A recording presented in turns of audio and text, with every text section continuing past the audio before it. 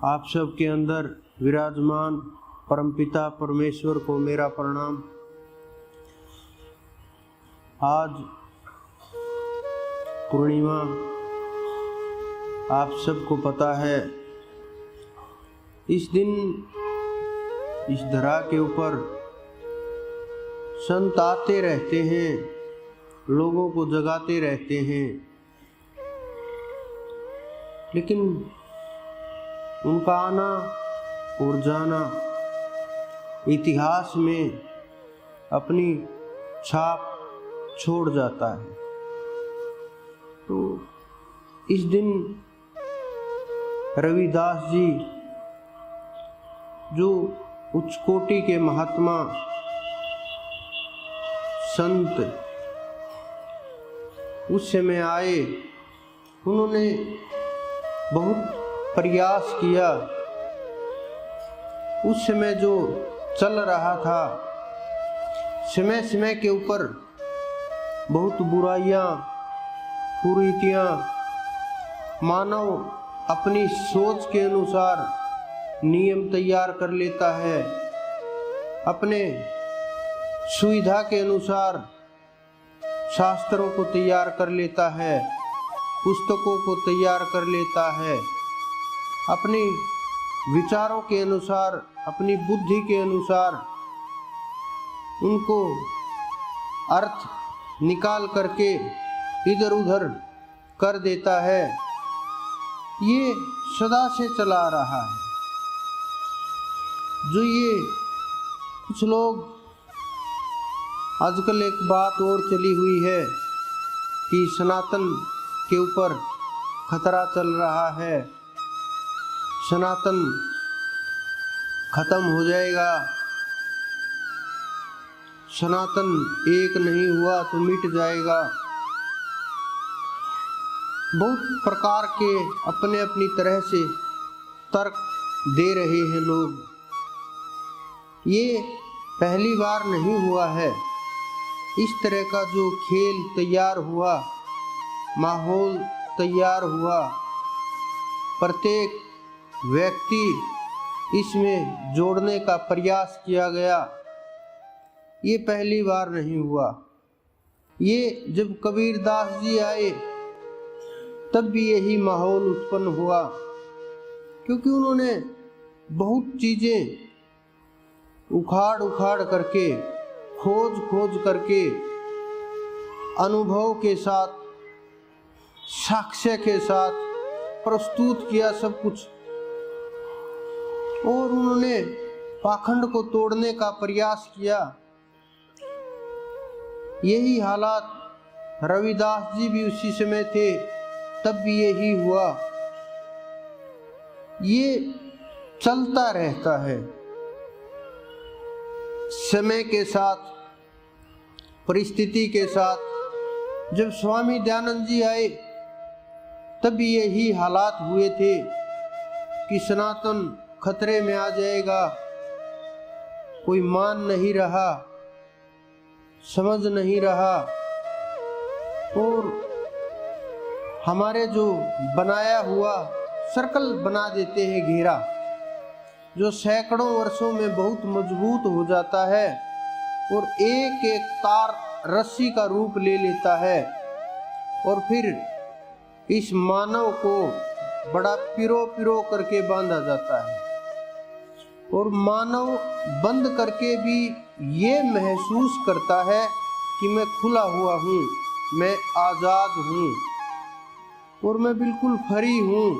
मानव free नहीं होता और खुला भी नहीं होता, क्योंकि मानव विचार से निर्मित है।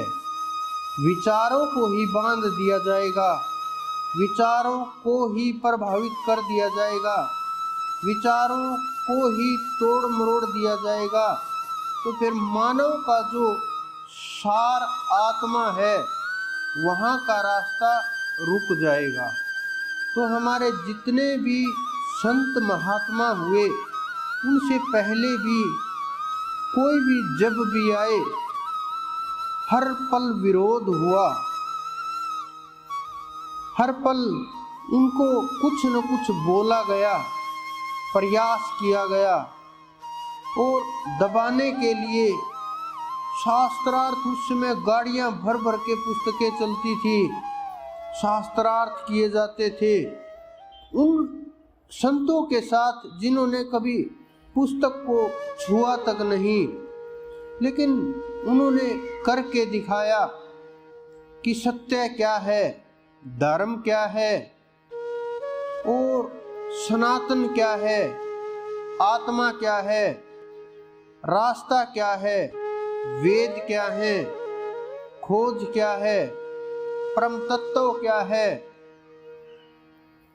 कहाँ तक कैसे रास्ता निकाला जाए, किसके पास रास्ता है, मंजिल क्या है जीव की, किसकी कितनी स्थिति है, क्या चढ़ाई है, कितनी पहुंच है, कैसे चला जाए, किस प्रकार से वहां पहुंचा जा सकता है, क्या विधियां हैं, कौन सी पद्धति है, कैसे वहां तक चढ़ाई की जा सके, कैसे समय को पाया जा सके। इन सवालों के जो उत्तर दिए वो हमारे संतों ने, हमारे महापुरुषों ने, जिन्होंने इस धरा के ऊपर कल्याण के लिए अपने आप तक को बलिदान कर दिया। हम लोग गुरुओं की और धर्म गुरुओं की भाषा पकड़ नहीं पाते, शब्दों को पकड़ नहीं पाते, शब्दों का खेल समझ नहीं पाते और उस शब्दों के बवंडर में इस तरह से फंस जाते हैं। हमें ये लगता है कि ये जो बोल रहे हैं वो सब कुछ सही है और हम उसी के अनुसार आचरण करने लगते हैं, उसी के अनुसार आचार व्यवहार होने लगता है, उसी के अनुसार वार्तालाप होने लगती है, उन्हीं विषयों की चर्चा होने लगती है, उसी के बारे में पक्ष विपक्ष में खड़े हो करके हम शामिल हो जाते हैं। लेकिन हम उस तत्व को गहरे से अनुभव नहीं कर पाते, हम ये निर्णय भी नहीं ले पाते कि ये गुरु हैं या धर्म गुरु हैं, क्योंकि धर्म गुरुओं का काम अलग होता है और गुरुओं का काम अलग होता है। गुरुओं का काम जीवों को जगा करके परमात्मा का मार्ग दिखाना, उनका हाथ पकड़ करके उस सच्चे बादशाह तक, परमेश्वर तक ले करके जाना। और धर्म गुरुओं का काम समाज की ठेकेदारी करना है, समाज को अपने अनुसार तैयार करना है, वैर विरोध के भाव उत्पन्न करने हैं और उसके अंदर काट छांट करके और अपने लाभ के लिए उन शब्दों का उपयोग करना है और शास्त्रों को मन माने विचारों के अनुसार अपने लोगों तक अपने संदेश पहुंचाने होते हैं।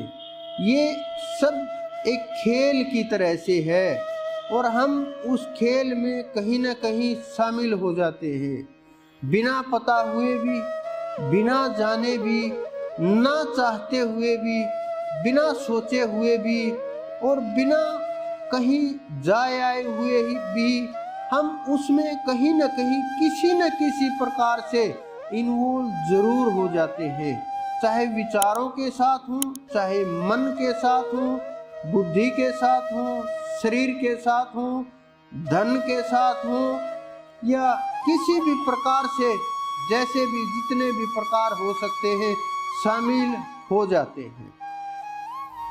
तो ये फैसला निर्णय करना बड़ा मुश्किल हो जाता है।